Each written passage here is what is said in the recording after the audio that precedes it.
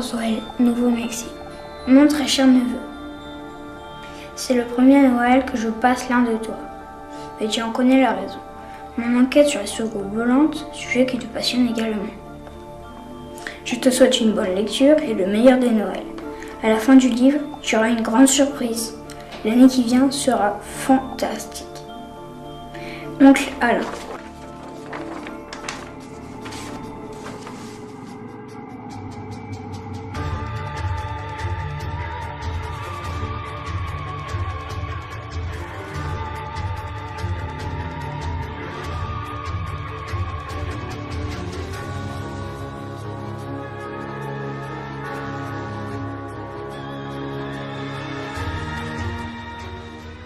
Depuis la nuit des temps, de mystérieux objets sillonnent les cieux de la Terre. Le fait n'est pas contestable. Qu'on les appelle ovnis ou flying saucers, leurs origines, leur matière, voire leur consistance, sont à ce jour une énigme, mais aussi un formidable outil de réflexion, de rêverie et de recherche, faisant indéniablement progresser la pensée humaine, la littérature et la science. À travers cette quête aux confins du fantastique et du merveilleux, nous vous convions à un étrange voyage grâce à des personnalités souvent très différentes dans l'approche du phénomène. En voulant répondre aux questions posées par les ovnis, astrophysiciens, écrivains, ufologues et scientifiques soulèvent peu à peu le voile. On ne peut plus dire aujourd'hui que ce qui ne s'explique pas n'existe pas. Cette science inconnue n'est pas de la magie, c'est sans doute un pan entier de notre avenir. 24 juin 1947, une date dans l'histoire des soucoupes volantes. Ce jour-là, Kenneth Arnold, PDG américain à Boise, Idaho, est aux commandes de son avion personnel. Il fait route vers Yakima, dans l'État de Washington, avec pour mission de rechercher l'épave d'un C-46 de transport de la marine qui s'est écrasé dans les monts Cascades. L'après-midi est ensoleillé et la visibilité très bonne. Soudain, vers 15 heures, un éclair blanc-bleu illumine tout le côté droit de sa cabine. À environ 40 km de lui, et se profilant sur les contreforts du mont Rainier, une formation de 9 objets scintillant d'un éclat métallique se déplace à grande vitesse. Ils volent à la même altitude que lui, 2850 mètres, en 2 lignes parallèles. Au voisinage du mont Rainier, ces objets grimpent presque à angle droit à l'altitude de 4200 mètres, puis disparaissent derrière le mont Adams. L'observation a duré 1 minute 30.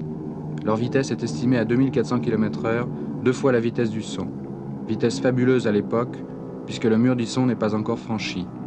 Kenneth Arnold déclarera un peu plus tard que ces objets se déplaçaient à la manière de soucoupes, ricochant sur l'eau. L'expression fera fortune. Le blackout imposé par les gouvernements et l'étouffement médiatique féroce de l'affaire Roswell laissent à penser que les ovnis ne font pas seulement partie d'une mythologie littéraire exotique, mais qu'ils sont peut-être à la fois notre mémoire et notre destin. L'affaire de Roswell, c'est l'un des plus célèbres dossiers de toute l'histoire de l'ufologie dans le monde. Et de quoi s'agit-il? Il s'agit de l'accident supposé d'un ovni qui se serait écrasé aux environs de Roswell, au Nouveau-Mexique, près où se trouve la base des bombardiers atomiques à l'époque, en juillet 1947, au beau milieu de la première vague des soucoupes volantes à l'époque. Alors je vous résume les faits. Le 8 juillet 1947 est publié un communiqué de presse sensationnel de la base des bombardiers atomiques qui annonce qu'ils ont trouvé aux environs de Roswell donc un disque volant accidenté, qu'ils l'ont récupéré et qu'ils l'ont envoyé, tous les débris, pour examen les locaux techniques de l'armée de l'air. Mais le soir même, il y a un démenti du quartier général de Roswell à Fort Worth au Texas qui dit qu'ils se sont trompés, qu'en réalité ce qu'ils ont trouvé c'était un vulgaire ballon météo avec sa cible radar. Et l'affaire a été enterrée pour 30 ans. Mais en 1977, presque par hasard, un ufologue américain, Stanton Friedman, a rencontré l'un des protagonistes de cette histoire, qui était le major Chase Marcel, alors à la retraite en Louisiane, et cet homme lui a raconté une toute autre histoire. Il lui a dit que c'était pas vrai ce qu'on avait dit à l'époque, et qu'il avait passé la journée à récupérer des débris extrêmement étranges, qui ne ressemblaient à rien de connu. À partir de là, plusieurs équipes se sont mises au travail progressivement, et on a retrouvé plein de témoins, et l'affaire a pris une dimension considérable. En étant très restrictif, On peut dire qu'il y a eu au moins 87 témoins, dont 39 sur la récupération de débris étranges, 34 sur la récupération d'un appareil, sur un deuxième site d'ailleurs, en forme de soucoupe, et 31 témoins sur la récupération, la découverte de cadavres non humains. Donc ça fait beaucoup de monde, ça fait presque une centaine de témoins au total, enfin disons 87, et ça représente un dossier très solide en fait. Voilà ce qu'il faut dire. Et puis, il faut dire que pourquoi est-ce que c'est si important? C'est parce que si c'est vrai qu'on a trouvé un ovni, bon, il n'y a pas encore de preuves irréfutables, si vous voulez, hein, mais ça prend des dimensions, ça devient de plus en plus solide, et si on arrive à prouver cela de manière vraiment certaine, c'est une découverte capitale, c'est un tournant presque pour l'histoire de l'humanité, hein, la découverte d'un engin extraterrestre. Donc voilà pourquoi c'est une affaire si importante. J'ajoute juste un mot pour dire que pour beaucoup de gens, en France notamment, on croit que l'affaire de Roswell, c'est une histoire d'autopsie d'un bidon, d'un cadavre qu'on a montré en 1995. Juste un mot là-dessus pour dire que ce cadavre qu'on a montré, qui est très bizarre et suspect, avec son gros ventre et 6 doigts aux mains et aux pieds, il n'a rien à voir avec les descriptions des cadavres de Roswell. En effet, 8 jours après sa création en 1948, l'US Air Force prend en charge le dossier UFO. Plusieurs commissions d'enquête sont créées successivement, en particulier la commission Blue Book en 1952. Mais la CIA intervint pour imposer le blackout après les événements de Washington de 1952. Cette année-là, les 19 et 26 juillet, des échos d'objets inconnus et volements au-dessus de la ville furent captés par 3 radars. Plusieurs pilotes commerciaux les aperçurent et un pilote d'avion en réaction fut même envoyé vers l'une des cibles qui se déplaçait au-dessus du Capitole. Pendant quelques minutes, ce fut la panique à l'aéroport. Les services officiels conclurent à une anomalie de la propagation des signaux radars et à des phénomènes de réfraction du genre mirage.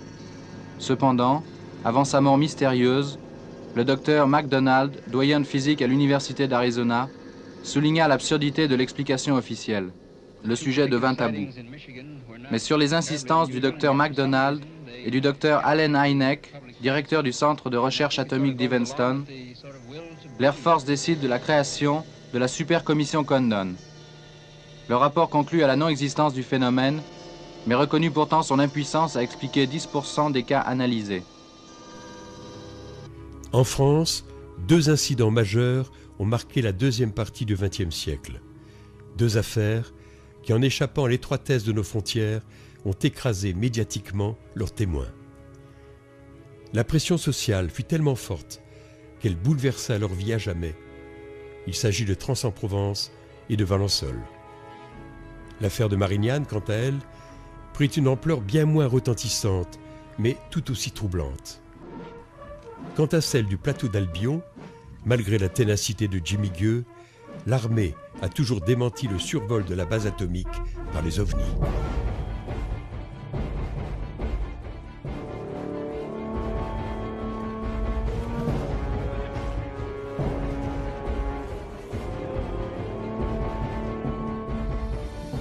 Voici ce qu'écrivait Jimmy Gueux à propos du plateau d'Albion en 1985. Les témoignages en notre possession se recoupent, et ceux qui émanent de sources militaires sont les plus détaillés. Chaque fois qu'un silo était ouvert, 48 heures plus tard, un énorme vaisseau venait se stabiliser en altitude. Il larguait des modules de reconnaissance, sphères ou soucoupes, qui eux descendaient pour faire un point fixe à 5 ou 10 mètres au-dessus du silo ouvert. Tout cela prouve à l'évidence que cette base de missiles stratégiques était sous la surveillance constante des extraterrestres.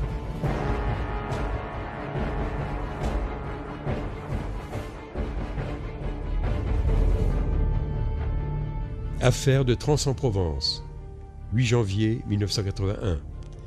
Un ovni atterrit dans le jardin de Renato Nicolai. C'était un jeudi, là. Un jeudi, le mois de janvier, le 8, là, c'était là, vers 5 heures. Quand je l'ai vu, moi, qu'il est en train de bricoler, là, Oh, je dis quand même des fois, hein, ça fait pas quoi. Quand je l'ai vu arriver, pratiquement, je ne l'ai pas vu tout à fait arriver. Voilà. Enfin, j'ai vu arriver, mais enfin, je ne l'ai pas noté, enfin, ça que c'était exactement. Alors comment était cet engin? Ben, l'engin, c'était un engin, una forma, come due assiette, c'est-à-dire... Comme une soucoupe. L'una sull'altra va un engin come ça, là, c'était 2,50 m là, sur 3 mètres, il fait environ le chose, là, le diamètre. De quelle couleur était-il? Plomb, mat, là. Il n'y avait pas d'insigne, de marque Non, dessus? il n'avait rien du tout, là. C'était una soucoupe, hein, si on l'avait appelé, hein.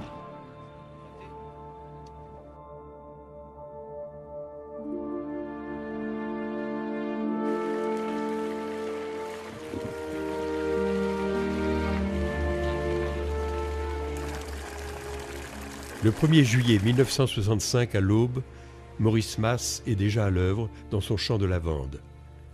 Alors qu'il roule une cigarette, il entend une sorte de sifflement très aigu. Face à lui, un engin en forme de ballon de rugby est posé sur un axe central enfoui dans le sol. Aujourd'hui, Maurice Mas n'est plus de ce monde. C'est son ami de toujours, Maurice Chassepoul, qui nous conte cet événement hallucinant. Et là, qu'est-ce qu'il voit? Il voit un genre comme une dauphine, là, une grande dauphine, une grande voiture, avec 3 pieds et un pied central. Un petit bonhomme qui était penché sur les lavandes, qui était en train de regarder, et un autre devant, qui était devant ce qu'on appellera une soucoupe volante.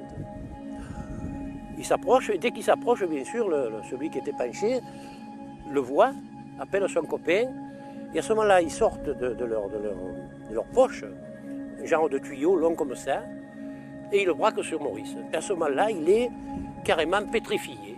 Il est tétanisé, pétrifié, il ne peut plus bouger. Il voit tout, il entend tout. Voilà un peu comment ça s'est passé, comment l'histoire s'est passée. Bon, après, il dit que les bonshommes sont remontés dans genre comme un volet, ça se soulevait comme un volet. La soucoupe s'est soulevée environ d'1 mètre. Les réacteurs, enfin, dessous, ça a commencé à bouger, mais avec un bruit pas très fort. Et en l'espace de quelques secondes, ça est parti du côté de Manosque et ça a disparu. Mais à une vitesse exceptionnelle. Et l'endroit où la soucoupe a passé, toutes les lavandes étaient brûlées. Alors effectivement, d'après vous, est-ce qu'il y a eu une soucoupe volante à Valençol? Moi je crois, parce que d'après les empreintes qui se sont produites sur le terrain de M. Mas, effectivement un engin s'est posé là-dessus. Les empreintes sont très visibles. Sont très visibles, oui. Et ce n'est pas quelque chose qui peut être fait par des amateurs? Non, par aucun appareil connu, je crois pas. Et est-ce que M. Mas est une personne qui s'amuse à faire des blagues de temps en temps? Non, moi, là j'ai eu l'impression que vraiment il a dit la vérité, parce que vraiment il était un peu émotionné de l'engin qu'il avait vu. Depuis la plus haute antiquité, d'Hérodote à Tite-Live, de Platon à Cicéron, depuis Fontenelle et le siècle des Lumières, les écrits ont laissé les traces de l'ampleur du phénomène. Il en est de même pour les textes sacrés. Eh bien, on pourrait commencer par la Bible, ça paraît en quelque sorte normal. Alors que nous dit Ézéchiel?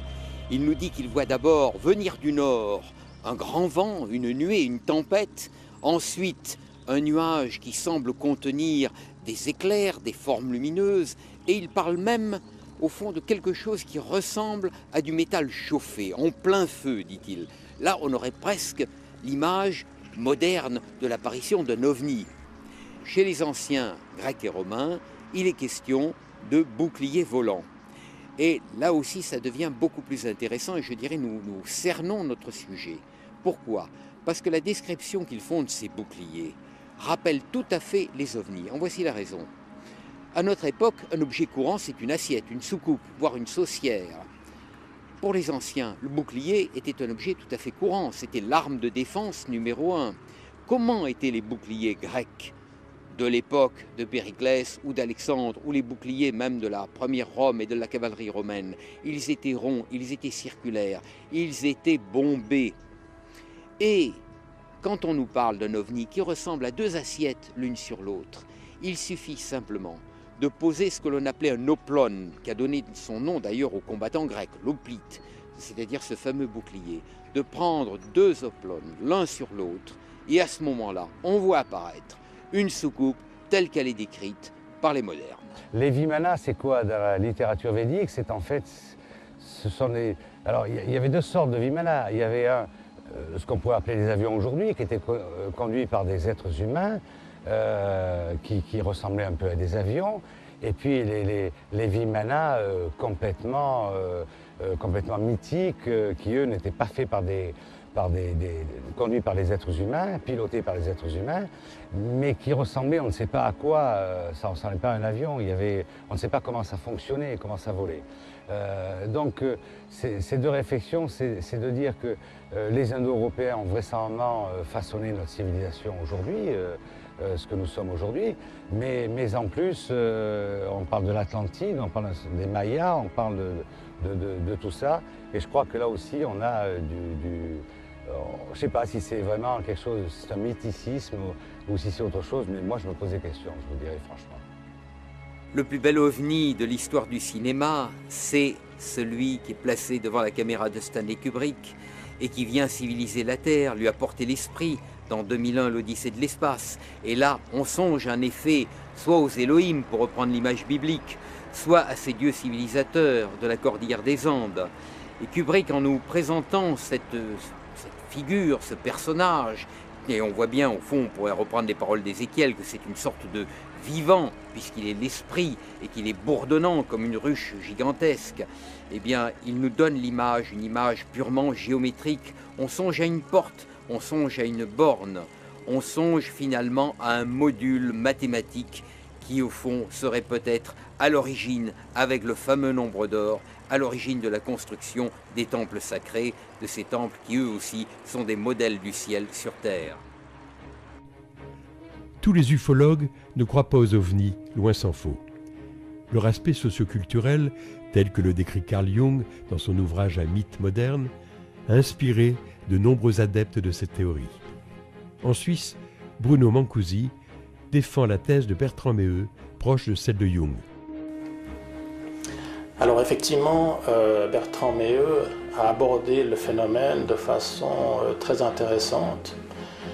Donc il a publié d'abord un livre qui s'appelle « Science-fiction et soucoupe volante », dans lequel il établissait un parallèle entre les récits de science-fiction, par exemple des années 30 aux États-Unis, avec les récits des témoins.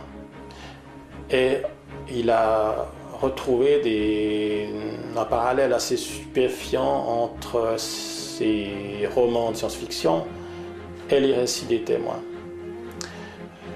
Ensuite, il a écrit son livre Soucoupe volante et folklore, dans lequel il fait un parallèle entre les affaires de sorcellerie, par exemple, et les ovnis.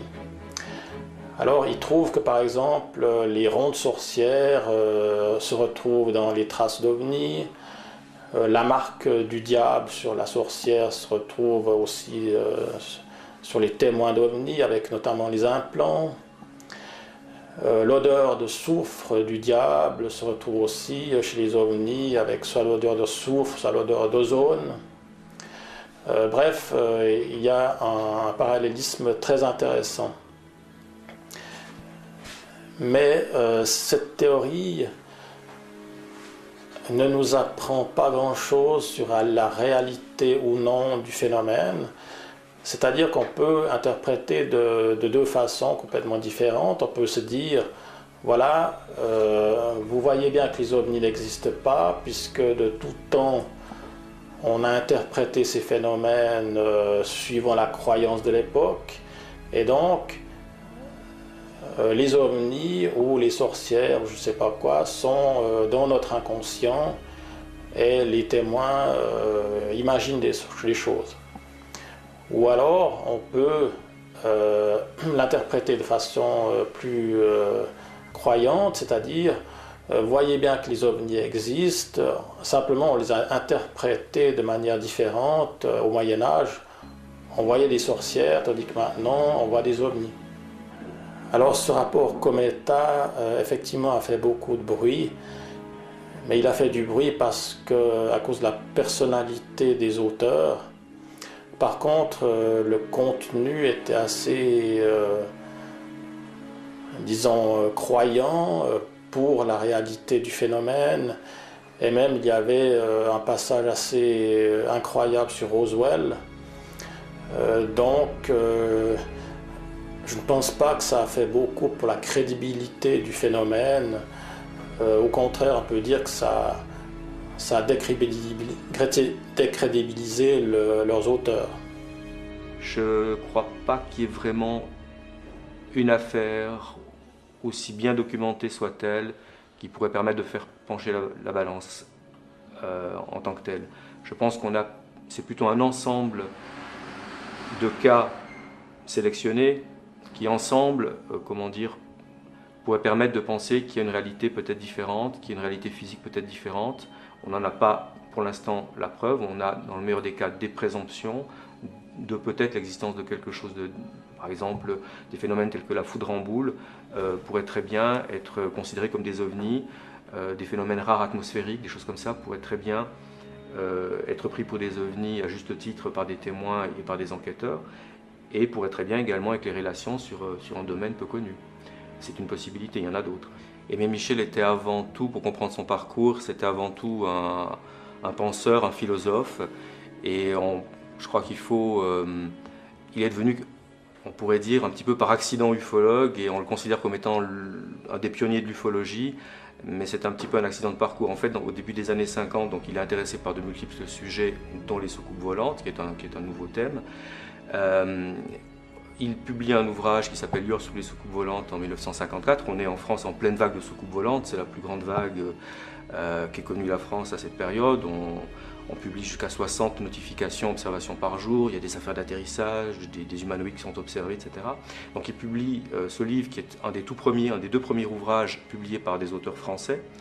Et donc à ce titre, effectivement, on l'a considéré, à son corps défendant un petit peu, comme étant l'un des pionniers de l'ufologie en France. Mais en fait, il situait les soucoupes volantes dans un cadre beaucoup plus large. Pour lui, c'était une façon de questionner le réel. Voici 3 témoignages sincères. Les témoins ne sont pas des affabulateurs en mal de sensationnel. Ils relatent simplement les faits qui les ont bouleversés. Si parfois on peut penser que des phénomènes naturels hors du commun sont à l'origine d'une observation, que dire lorsqu'il reste des traces physiques sur les personnes? C'est le cas de Philippe Michon, de Sylvia Gros-Desormeaux et de Jean-Charles Hilde. J'avais à peine pris mon virage, j'étais à une vitesse de 45 km/h, que j'ai vu arriver par l'autre route une sphère de lumière rouge venir à grande vitesse. Et tout d'un coup, j'ai senti mon corps monter en température. Et croyant une combustion spontanée, donc j'ai regardé mes bras, et de là, j'ai vu que j'étais éclairée du haut, du ciel. J'ai vu quelque chose, j'étais au milieu de la cour, et j'allais pour sortir, donc je me dirigeais vers le portail et rejoindre mes petits collègues pour aller jouer. Et puis j'ai vu quelque chose venir, je ne sais pas, j'ai vu avec le temps, c'est assez vague, mais un losange. Et dans ce losange, il y avait un autre losange, jusqu'à ce qu'il, en venant vers moi, donc il devienne de plus en plus grand. La campagne, tout s'est illuminé dans une couleur rouge-orangé. Et là, j'ai eu une impression de chaleur qui se faisait derrière moi. Je me suis retourné. Et là, cette sphère de lumière était sur la banquette arrière du véhicule, comme si elle sautillait. Comme si on me prenait la tête, ça m'a remis la tête face à la route que je prenais. Et à un moment donné, j'ai senti mon véhicule se soulever. Par rapport au piquet que vous avez là, c'était environ une hauteur d'1 mètre. Et d'un coup, cette étoile, que je croyais être une étoile, s'est déplacée d'abord vers la droite, et après elle a eu un mouvement vers la gauche, et d'un seul coup, elle est partie à une vitesse fulgurante vers le firmament, quoi. Tout était au ralenti, mes mouvements, ma bouche, bon. Et En me retournant, j'ai fait le phénomène en question. C'était plus un losange, c'était carrément, ça avait pris la forme d'un cigare. Et pareil, ça se, comment je pourrais dire, un cigare mais en position verticale. Et il s'éloignait par paliers, donc il devenait de plus en plus petit. Mais comment je pourrais dire ça, il se dédoublait, oui, il se dédoublait, mais en s'éloignant de plus en plus. Je lui ai dit, mais écoute, je suis fatigué, je vais aller me coucher, je suis pas bien. Je lui ai dit, mais non, mais qu'est-ce que tu as sur ton cou? Et là, elle me dit, bah, arrête de te regarder dans un miroir. Et là, au moment où je me suis trouvé devant le miroir, je me suis retrouvé, bien sûr, avec tous des petits rectangles qui partaient depuis la hauteur des oreilles, tout autour à intervalles réguliers, des rectangles rouges, comme un pincement, mais bien marqués. Et voilà, puis bon, moi, après, je me suis dit, bon, il faut que j'aille m'allonger, je ne suis pas bien. Puis le lendemain matin, bien sûr, tout avait disparu. Et moi-même, je n'ai pas eu idée de faire une photo ce soir-là. Aimé Michel est le fondateur de l'ufologie française. Mystérieux objets célestes, publié en 1958, sert toujours de référence. Mais c'est à Jimmy Gueux que l'on doit, dès 1954, le premier livre ufologique avec les soucoupes volantes viennent d'un autre monde, publié au Fleuve Noir, et dont les illustrations de Brantôn restent inégalées. Je me souviens, en 67, il m'avait amené à Cergy-Pontoise, est-ce que je me trompe? C'était Cergy-Pontoise, où il s'était passé quelque chose d'extraordinaire. Mais Jimmy, il n'était pas là quand ça s'est passé, mais il le racontait comme s'il était là. Il avait vu, il avait entendu, il avait senti ces personnes qui venaient d'ailleurs, hein, et il avait toutes les explications nécessaires. Écoutez, il affirmait tout cela avec une telle assurance que ça ne pouvait être que vrai. Et d'ailleurs, ça ne peut être que vrai, hein, puisque moi j'ai une confiance totale en Jimmy. Jimmy, c'était pas un rigolo. Loin s'en faut. C'était quelqu'un qui... C'était ni un rigolo ni un scientifique. Hein. Mais c'était quelqu'un de réfléchi, de posé, de méticuleux, de minutieux, qui menait des enquêtes, et les enquêtes aboutissaient toujours vers un résultat. On allait avec lui au bout du monde, au-delà du monde, mais on revenait toujours à la maison. Hein, Quand j'écoutais Jimmy avancer ses arguments, j'étais obligé de dire « oui, je crois », parce que ces arguments étaient irréfutables. Ce que je ne comprends pas, c'est pourquoi toutes les informations qui sont recueillies de ci, de là, par des gens sérieux, des pilotes d'avion, des gens sérieux, hein, pas des farfelus, pourquoi toutes ces informations qui sont traitées, le savons-nous, ne sont pas communiquées au grand public? C'est ce qui m'interpelle, c'est ce qui me ferait croire qu'il faudrait y croire. Parce que si on le cache et si on ne dit rien, c'est qu'il doit y avoir quelque chose. Mais bon, j'attends pour voir, et en tout cas, s'ils nous regardent, qu'ils soient les bienvenus. Il y a toujours à boire, à manger à la maison. Jimmy, c'est d'abord quelqu'un qui nous a étonnés par ce qu'il était, parce que c'était quelqu'un qui ne ressemblait pas à nous autres. J'ai d'ailleurs toujours cru que Jimmy était un extraterrestre. D'ailleurs, quand on est jeune, on ne voit pas vieillir tant que cela les autres. Et Jimmy, d'ailleurs, je ne l'ai jamais vu vieillir. Je me suis dit, tiens, Jimmy, c'est un extraterrestre. Parce qu'il avait des façons autres que nous d'envisager la vie, de voir des choses, de savoir des choses. Il avait des informations sur un paquet de trucs qui nous intéressaient énormément. Quand Jimmy a parlé des petits hommes gris, qui étaient des gens plutôt négatifs, et qui risquaient d'être peut-être une gêne pour la race terrestre, c'est quelque chose qui m'a déplu un peu. J'ai toujours eu dans l'idée que les grands frères, qui venaient de loin, de l'espace, de cet univers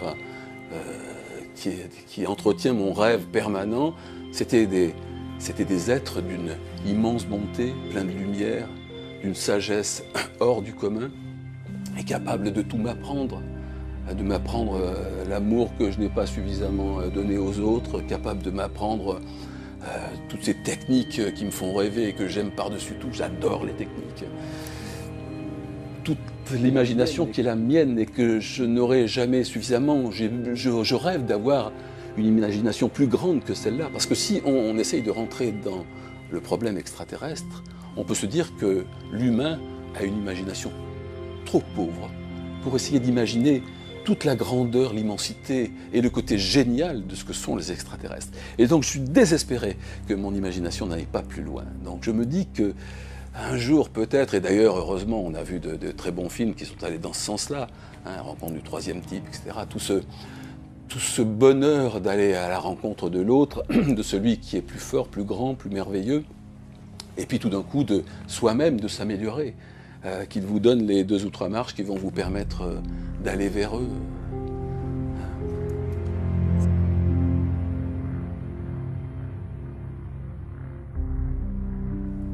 En France, l'étude du phénomène OVNI fut par le passé l'œuvre d'Aimé Michel, de Jimmy Gueux, de Jacques Vallée et de Jacques Bergier. Aujourd'hui, Jean Sider, Stéphane Alix, Thibaut Canouty, Guy Tarade continuent de proposer des hypothèses. Ah, cette affaire de Marignane, vous savez, elle a fait couler beaucoup d'encre. C'est un atterrissage qui a eu lieu sur la piste du premier aéroport, pas celui que nous connaissons aujourd'hui. Et il y avait un douanier qui était en train de patrouiller entre 2 hangars lorsqu'il a été survolé par un engin qui était à très faible altitude.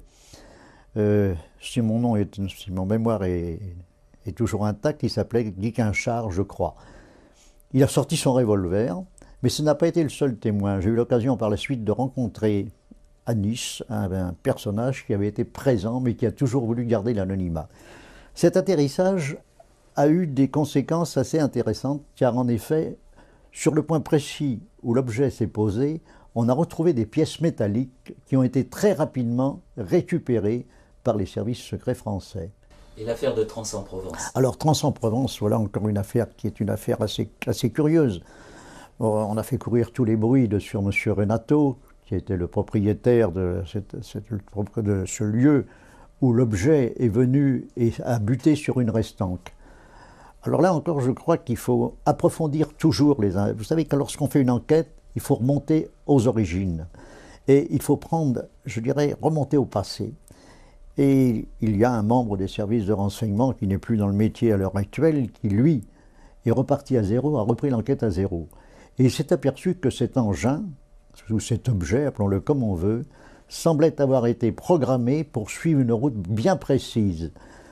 Il a repris les cartes de l'époque du siècle dernier, pourrait-on dire, le siècle d'avant, du XVIIIe siècle, et il s'est aperçu que l'objet avait suivi une route qui aujourd'hui n'existe plus, qui était totalement effacée.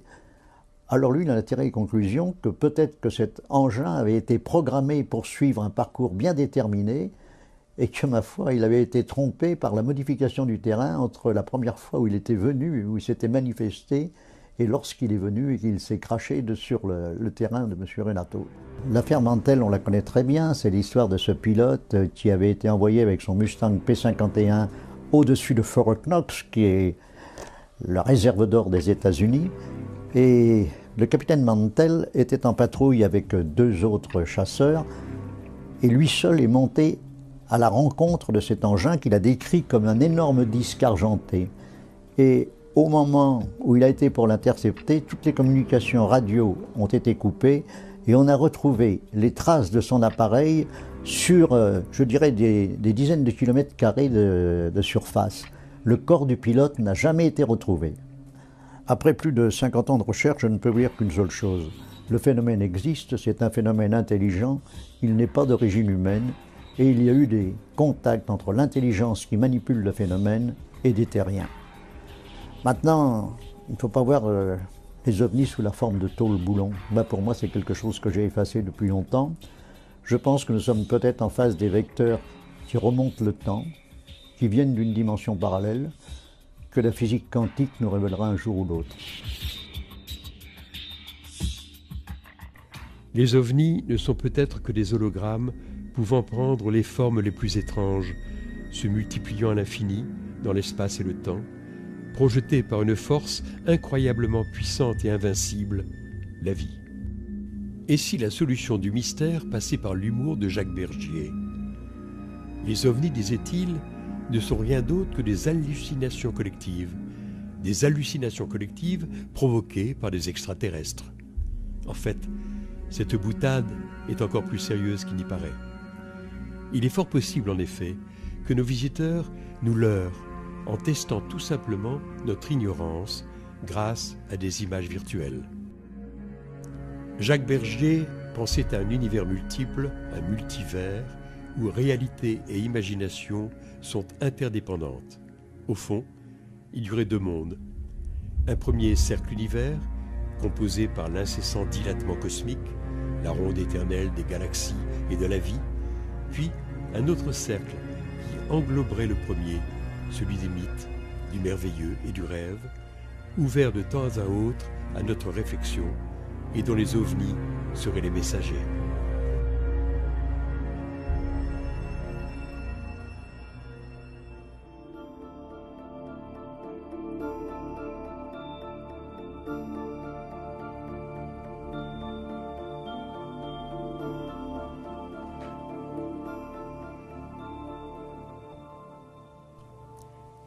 La littérature et notamment le mouvement surréaliste intégrèrent les ovnis à leur imaginaire. Salvador Dali et Jean Cocteau s'enthousiasmèrent lors des grandes vagues soucoupistes des années 50 et 60. Howard Phillips Lovecraft, ce grand génie venu d'ailleurs selon Bergier, imagina dans ses nouvelles la présence sur Terre de dieux effroyables et archaïques. On avait envie à la Maison d'Ailleurs en fait, de rendre un hommage un peu particulier à Howard Phillips Lovecraft pour les 70 ans de sa mort. En fait. Célébrer sa mort, c'est peut-être plus important encore de célébrer sa naissance à Lovecraft.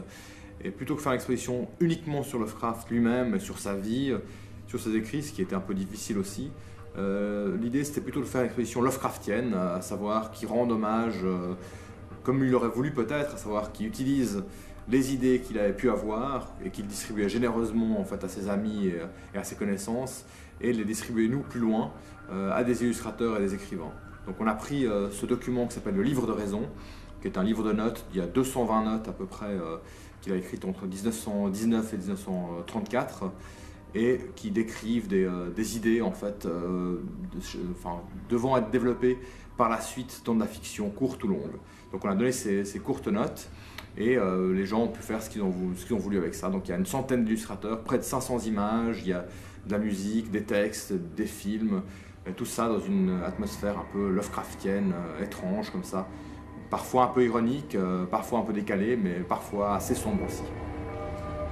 Alors, le mythe, la cosmogonie, on va dire, Lovecraftienne, est très importante évidemment pour la Maison d'Ailleurs, puisque contrairement à ce qu'on imagine parfois, Lovecraft c'est pas un écrivain de fantastique véritablement, c'est vraiment un écrivain de science-fiction qui est passionné par les théories de l'évolution, par la théorie de la relativité d'Einstein, qui est un fan d'astronomie, c'est un astronome amateur, si on veut, qui a passé des longues heures à observer le ciel, et qui imagine que le monde autour de nous n'est pas du tout connu, c'est un monde très étrange, et quand on va commencer à le connaître, eh bien on va être horrifié. Et c'est ça, c'est véritablement l'idée que la science va nous révéler des choses non pas forcément positives. C'est un anti-Jules Verne, en tout cas dans l'image qu'on s'en en fait. C'est pas le chantre du progrès, c'est plutôt la crainte du progrès, Lovecraft. C'est plutôt traditionnaliste quelque part dans ses vues politiques également. Et nous, on avait envie de montrer quelque chose qui était plutôt lié justement à la science-fiction pure et dure, en disant voilà ce qu'on peut montrer autour de nous, ce qu'on peut avoir autour de nous, juste au coin de l'œil, sans qu'on puisse vraiment s'en apercevoir. C'est ça l'esprit Lovecraftien, c'est-à-dire qu'il y a des dimensions juste hors de notre portée, mais si on connaissait en fait les moyens d'y accéder, eh bien, on verrait des choses tout à fait affreuses. Qui sont plutôt de l'ordre de l'extraterrestre ou de la créature d'autres dimensions que de dieux anciens. À la Maison d'Ailleurs, évidemment, un rayon ufologique, on est lié un peu par la bande à l'ufologie d'une façon ou d'une autre. Mais c'est vrai que moi, je vois la science-fiction comme un outil d'exploration du réel, c'est un genre rationnel, hein, et que dans l'ufologie, on est plutôt dans on va dire dans l'irrationnel, mais dans la croyance, hein, que ce soit sans aspect péjoratif du tout. On peut dans cette situation où soit on y croit, soit on n'y croit pas. Ben moi j'y crois dans les livres. Je pense que les soucoupes volantes existent dans les films et dans les livres. Et c'est là où moi elles m'intéressent. Pourquoi est-ce qu'elles apparaissent dans les films ou dans la documentation que nous on peut avoir, quoi. Maintenant, si elles apparaissent ou non dans la réalité, c'est peut-être un autre domaine qui nous concerne moins, mais qui nous intéresse aussi, puisqu'évidemment il y a des connexions tout à fait fréquentes entre ces deux éléments.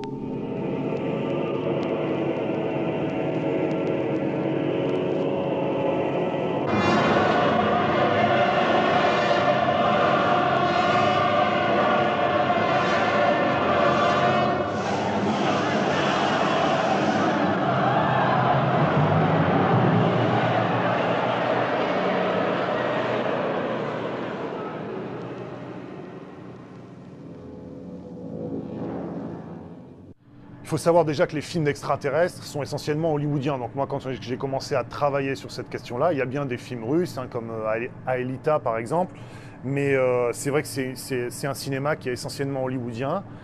Et ce qu'on s'aperçoit, alors c'est aussi la thèse d'un monsieur qui s'appelle Jean-Michel Valentin, qui a travaillé sur Hollywood, le pouvoir et le Pentagone, hein, et qui montre bien que en fait, ces films-là sont instrumentalisés.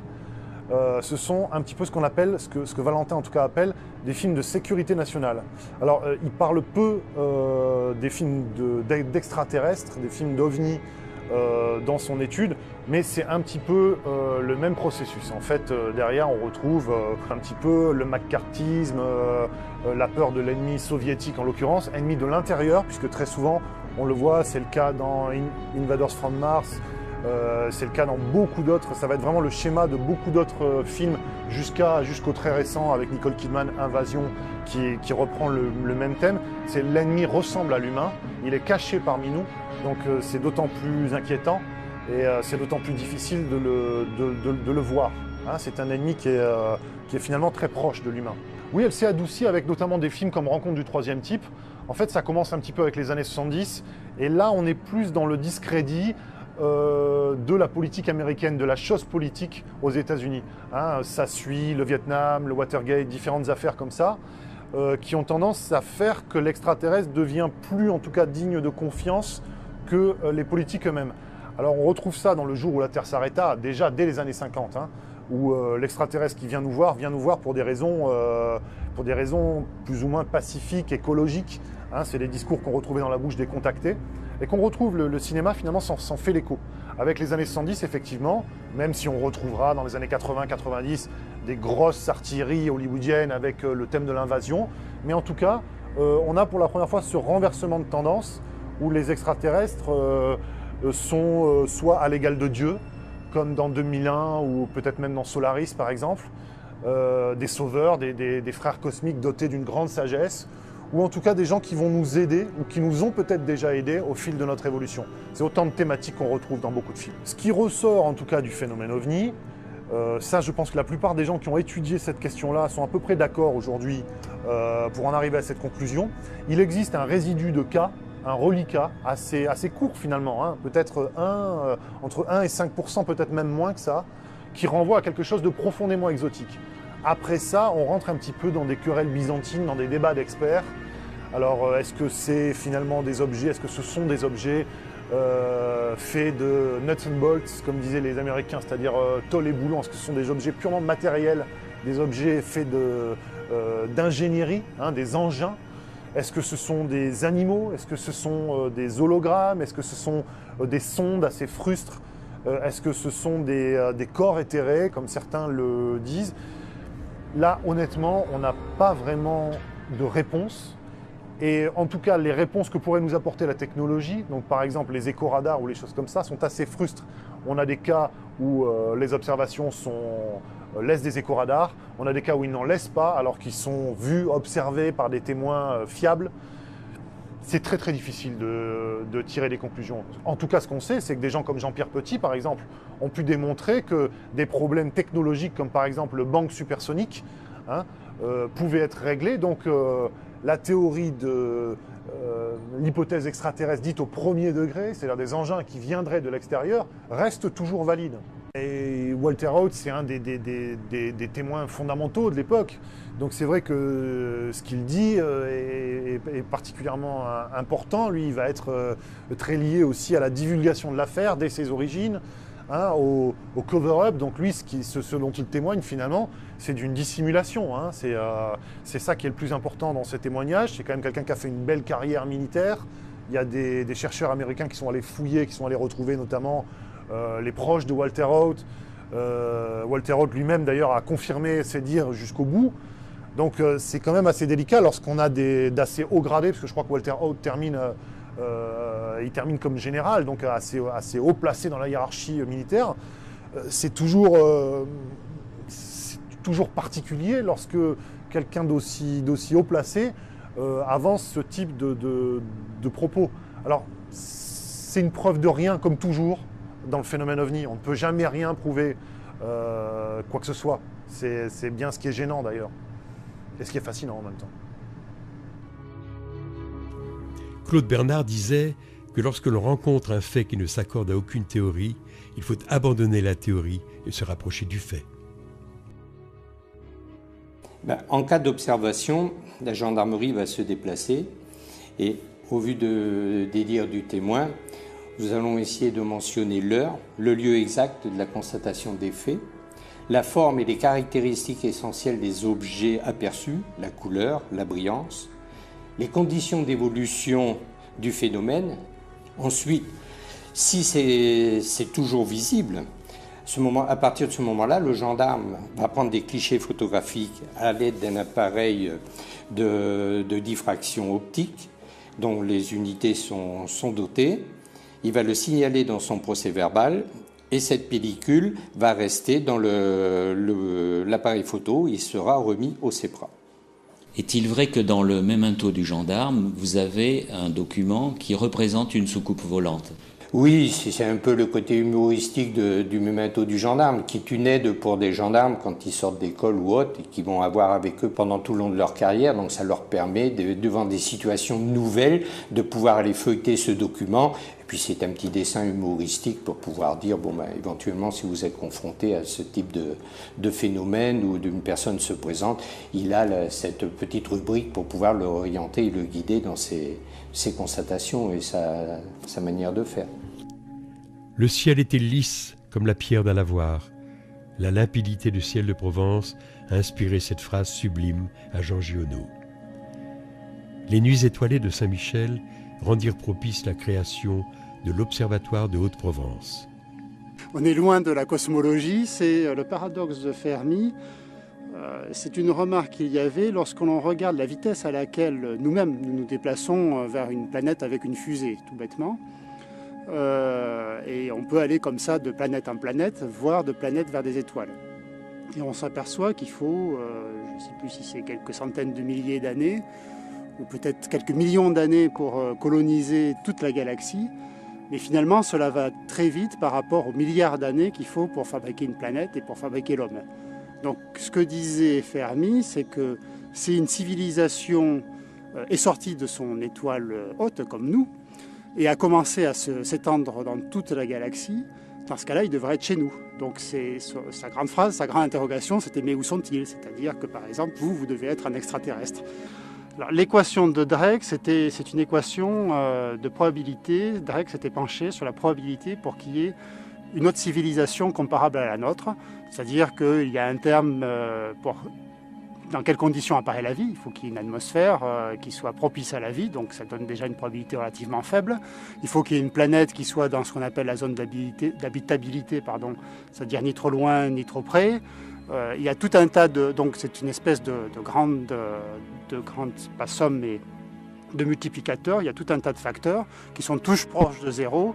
Et quand on arrive, on n'en connaît pratiquement aucun d'ailleurs, on ne peut en mesurer aucun, mais quand on y arrive, on a une probabilité extrêmement faible d'avoir une autre civilisation ailleurs. Mais il avait essayé donc de quantifier en gros la probabilité pour que la vie se soit développée ailleurs. Alors, aller plus vite que la vitesse de la lumière, on ne sait pas faire avec, on va dire, un mobile. Par contre, avoir quelque chose qui, au fond, se retrouve là où on ne l'entendait pas, ça c'est possible, pas tellement dans le cadre de la relativité, dans le cadre plutôt de la microphysique avec la mécanique quantique. De là à déplacer tout un mobile, pour l'instant, on sait éventuellement déplacer un électron, ou le retrouver où on ne l'attendait pas, de manière probabiliste, mais on ne sait pas encore déplacer tout un véhicule spatial à des années-lumière d'ici.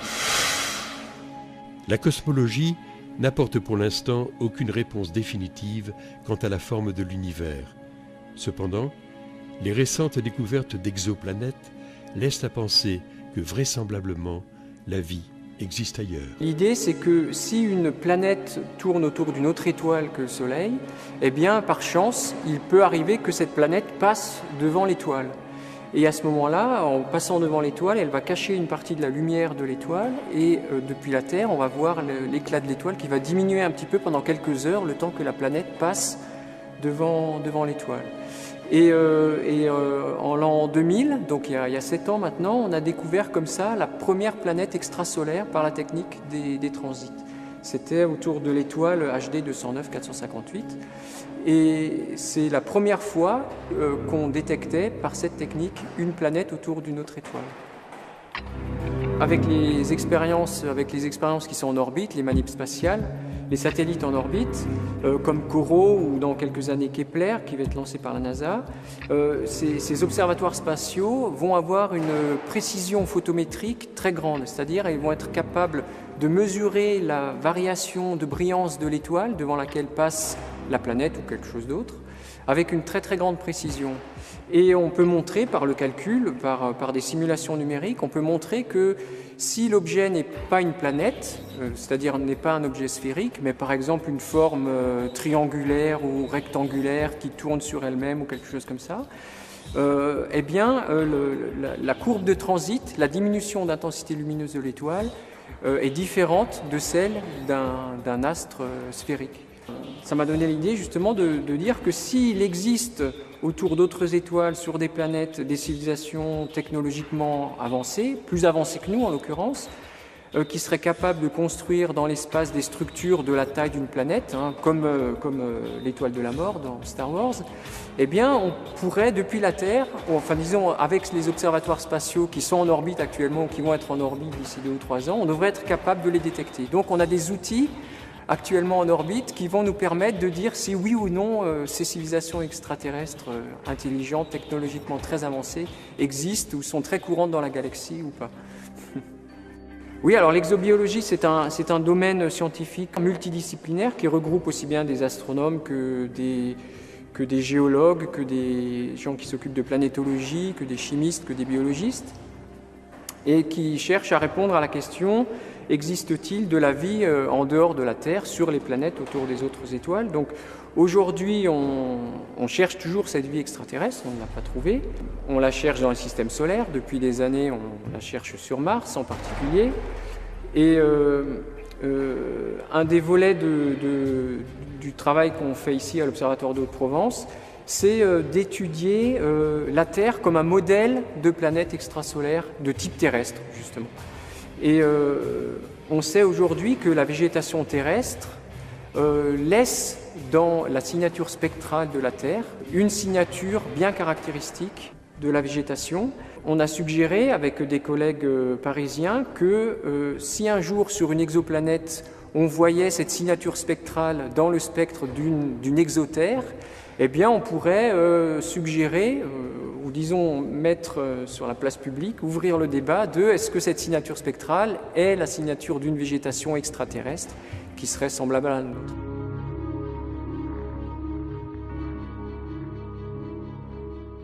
La présence d'extraterrestres aux confins de l'univers étonnera certains. Pourtant, de nombreux pilotes de ligne vous diront qu'ils sont déjà parmi nous. Le document que vous allez voir est la reconstitution par Nippon TV de ce qui s'est passé à bord d'un Boeing 747 de la Japan Airlines, poursuivi par un ovni au-dessus de l'Alaska le 17 novembre 1986. Selon le capitaine Teraoshi, la poursuite a duré 50 minutes sur le vol Paris-Tokyo. Vers 17h10, le pilote aperçoit soudain une lumière orange. Le fait est confirmé par la tour de contrôle d'Anchorage. Puis, 2 lumières, puis plusieurs se rapprochent de l'appareil.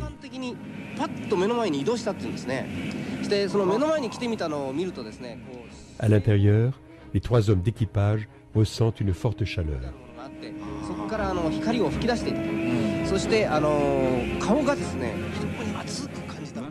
20 minutes après,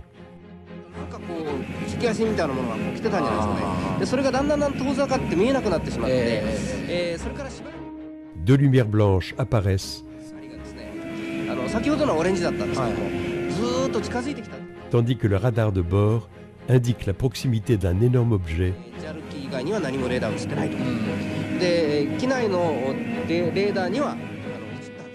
Qui se met à suivre l'avion vers la ville de Fairbanks.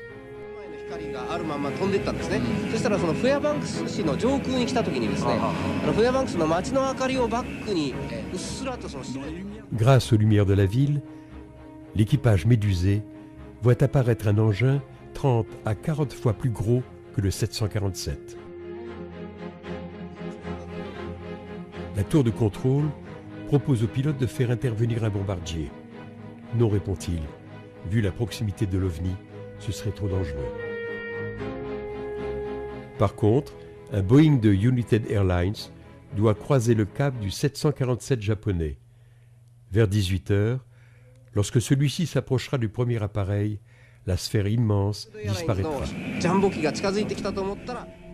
De ce vaste champ d'investigation, Terre creuse, crop circle, mutilation animale, mythe de Thulé, de l'hyperborée, de Shambhala, univers multidimensionnel, engin du futur, entité vivante, voire divine, on pourrait s'y perdre.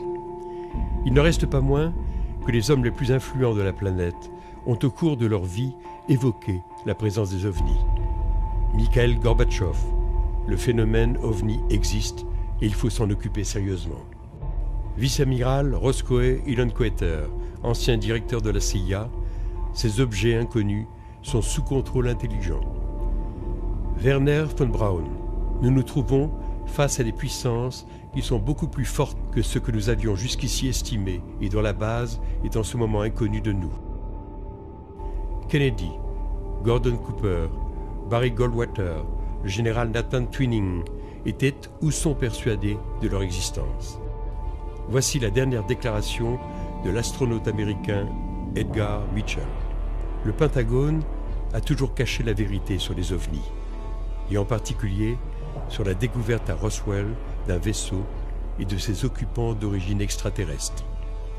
Selon Sheldrake, derrière la structure de l'univers et la configuration des formes se cacherait un modèle dynamique plutôt que statique. Le monde serait une entité continue, ce qui en affecte une partie en affecterait une autre. L'univers serait en fait confronté à une interdépendance permanente de ces innombrables dimensions. Le phénomène ovni en serait peut-être la synthèse et le lien. L'ovni de demain aura sans doute un autre visage que celui qu'il nous présente aujourd'hui. Du monolithe initiatique de 2001 à la merveilleuse soucoupe d'Adamski, on aspire toujours à la même transcendance. Lorsque nous serons prêts, lorsque l'homme aura assimilé son message, l'OVNI prendra certainement sa forme définitive. Entre-temps, le voyage ne fait que commencer.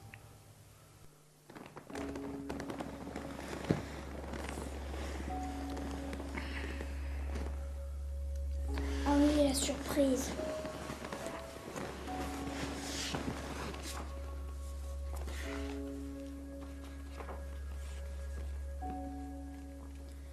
Mon nom est Walter Haute.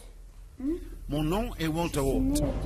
En juillet 1947, j'étais en poste à la base aérienne militaire de Roswell comme officier de relations publiques. Je venais de passer le week-end du 4 juillet à ma résidence privée à environ 10 miles au nord de la base située au sud de la ville.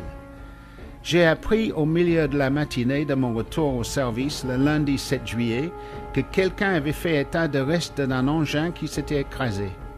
J'ai été informé que le major Jesse Marcel, chef du renseignement, avait été envoyé par le commandant de la base, le colonel William Blanchard, pour enquêter. Avant de quitter la base, le colonel Blanchard m'a emmené personnellement au bâtiment 84, connu sous le nom du hangar P3. En approchant du bâtiment, j'ai observé qu'il était étroitement gardé, aussi bien au dehors qu'à l'intérieur. Une fois à l'intérieur, j'ai été autorisé à observer pour la première fois les objets récupérés juste au nord de la ville. Cela faisait environ 12 à 15 pieds de longueur et environ 6 pieds de haut, et l'ensemble faisait penser à un œuf. L'éclairage était faible, mais sa surface m'a semblé métallique. J'ai pu voir 2 corps sous une bâche en toile.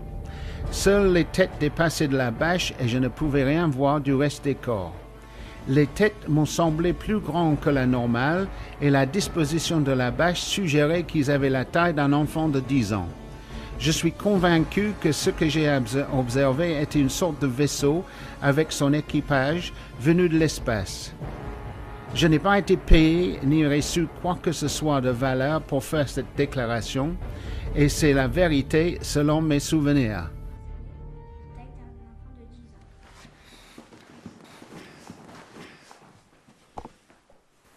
Mais c'est quand que vous débarquez?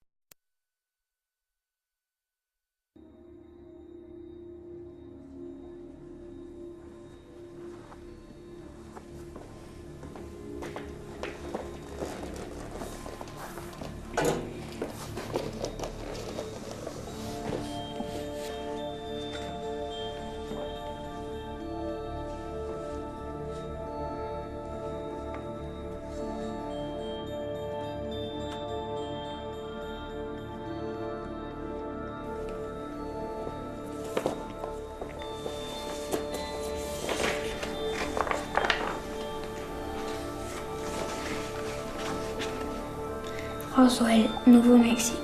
Mon très cher neveu, c'est le premier Noël que je passe loin de toi. Et tu en connais la raison. Mon enquête sur les soucoupes volantes, sujet qui te passionne également. Je te souhaite une bonne lecture et le meilleur des Noëls. À la fin du livre, tu auras une grande surprise. L'année qui vient sera fantastique. Oncle Alain.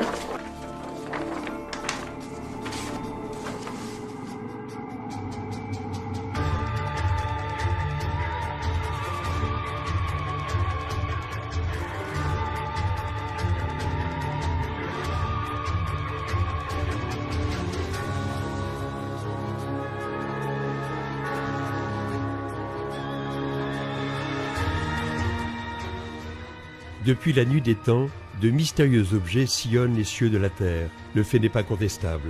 Qu'on les appelle ovnis ou flying saucers, leurs origines, leur matière, voire leur consistance, sont à ce jour une énigme, mais aussi un formidable outil de réflexion, de rêverie et de recherche, faisant indéniablement progresser la pensée humaine, la littérature et la science. À travers cette quête aux confins du fantastique et du merveilleux, nous vous convions à un étrange voyage grâce à des personnalités souvent très différentes dans l'approche du phénomène. En voulant répondre aux questions posées par les ovnis, astrophysiciens, écrivains, ufologues et scientifiques soulèvent peu à peu le voile. On ne peut plus dire aujourd'hui que ce qui ne s'explique pas n'existe pas. Cette science inconnue n'est pas de la magie, c'est sans doute un pan entier de notre avenir. 24 juin 1947, une date dans l'histoire des soucoupes volantes. Ce jour-là, Kenneth Arnold, PDG américain à Boise, Idaho, est aux commandes de son avion personnel. Il fait route vers Yakima, dans l'État de Washington, avec pour mission de rechercher l'épave d'un C-46 de transport de la marine qui s'est écrasé dans les monts Cascades. L'après-midi est ensoleillé et la visibilité très bonne. Soudain, vers 15 heures, un éclair blanc-bleu illumine tout le côté droit de sa cabine. À environ 40 km de lui, et se profilant sur les contreforts du mont Rainier, une formation de 9 objets scintillant d'un éclat métallique se déplace à grande vitesse. Ils volent à la même altitude que lui, 2850 mètres, en 2 lignes parallèles. Au voisinage du mont Rainier, Ces objets grimpent presque à angle droit à l'altitude de 4200 mètres, puis disparaissent derrière le mont Adams. L'observation a duré 1 minute 30. Leur vitesse est estimée à 2400 km/h, 2 fois la vitesse du son. Vitesse fabuleuse à l'époque, puisque le mur du son n'est pas encore franchi. Kenneth Arnold déclarera un peu plus tard que ces objets se déplaçaient à la manière de soucoupes ricochant sur l'eau. L'expression fera fortune. Le blackout imposé par les gouvernements et l'étouffement médiatique féroce de l'affaire Roswell laissent à penser que les ovnis ne font pas seulement partie d'une mythologie littéraire exotique, mais qu'ils sont peut-être à la fois notre mémoire et notre destin. L'affaire de Roswell, c'est l'un des plus célèbres dossiers de toute l'histoire de l'ufologie dans le monde. Et de quoi s'agit-il? Il s'agit de l'accident supposé d'un ovni qui se serait écrasé aux environs de Roswell, au Nouveau-Mexique, près où se trouve la base des bombardiers atomiques à l'époque, en juillet 1947, au beau milieu de la première vague des soucoupes volantes à l'époque. Alors je vous résume les faits. Le 8 juillet 1947 est publié un communiqué de presse sensationnel de la base des bombardiers atomiques qui annonce qu'ils ont trouvé aux environs de Roswell donc un disque volant accidenté, qu'ils l'ont récupéré et qu'ils l'ont envoyé, tous les débris, pour examen les locaux techniques de l'armée de l'air. Mais le soir même, il y a un démenti du quartier général de Roswell, à Fort Worth au Texas, qui dit qu'ils se sont trompés, qu'en réalité ce qu'ils ont trouvé c'était un vulgaire ballon météo avec sa cible radar. Et l'affaire a été enterrée pour 30 ans.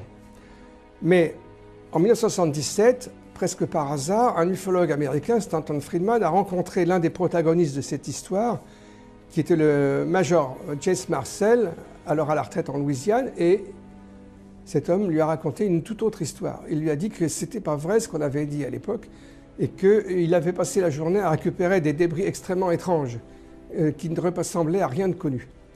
À partir de là, plusieurs équipes se sont mises au travail progressivement, et on a retrouvé... Washington de 1952. Cette année-là, les 19 et 26 juillet, des échos d'objets inconnus et volement au-dessus de la ville furent captés par 3 radars. Plusieurs pilotes commerciaux les aperçurent, et un pilote d'avion en réaction fut même envoyé vers l'une des cibles qui se déplaçait au-dessus du Capitole. Pendant quelques minutes, ce fut la panique à l'aéroport. Les services officiels conclurent à une anomalie de la propagation des signaux radars et à des phénomènes de réfraction du genre mirage. Cependant, avant sa mort mystérieuse, le docteur McDonald, doyen de physique à l'Université d'Arizona, souligna l'absurdité de l'explication officielle. Le sujet devint tabou. Mais sur les insistances du docteur McDonald et du docteur Allen Hynek, directeur du Centre de recherche atomique d'Evanston, l'Air Force décide de la création de la Super Commission Condon. Le rapport conclut à la non-existence du phénomène, mais reconnut pourtant son impuissance à expliquer 10% des cas analysés. En France, 2 incidents majeurs ont marqué la deuxième partie du XXe siècle. 2 affaires qui, en échappant à l'étroitesse de nos frontières, ont écrasé médiatiquement leurs témoins. La pression sociale fut tellement forte qu'elle bouleversa leur vie à jamais. Il s'agit de Trans-en-Provence et de Valençol. L'affaire de Marignane, quant à elle, prit une ampleur bien moins retentissante, mais tout aussi troublante. Quant à celle du plateau d'Albion, malgré la ténacité de Jimmy Gueux, l'armée a toujours démenti le survol de la base atomique par les ovnis.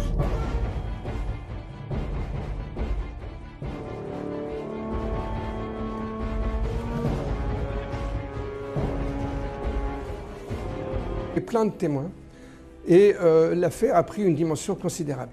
En étant très restrictif, on peut dire qu'il y a eu au moins 87 témoins, dont 39 sur la récupération de débris étranges, 34 sur la récupération d'un appareil, sur un deuxième site d'ailleurs, en forme de soucoupe, et 31 témoins sur la récupération, la découverte de cadavres non humains.